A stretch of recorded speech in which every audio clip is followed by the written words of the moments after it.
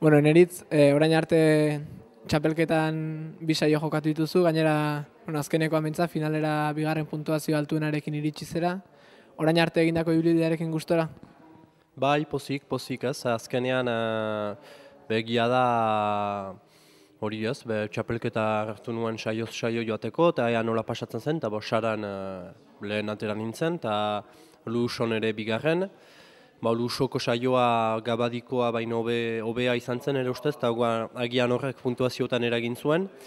Eta pozik ez, finalera iristea zen helburua, iritsi naiz, egia da puntuazioetan ongi, eta orain ikusiko ez, duela bi urte nintzen izan, eta ea nola ateratzen den, eta ea plaza hori nola deskubritzen dudan, nola sentituko nahi zen, eta pixkat ekspektatiban. Bueno, eta ez dakit, helburutan aipatu duzu finalera iristea zela helburu, orain behin finalean egonda, ze nahiko zenuke? Gero hori da ez, orain finalan gira, lehenik beharko dut ezagutu, ez?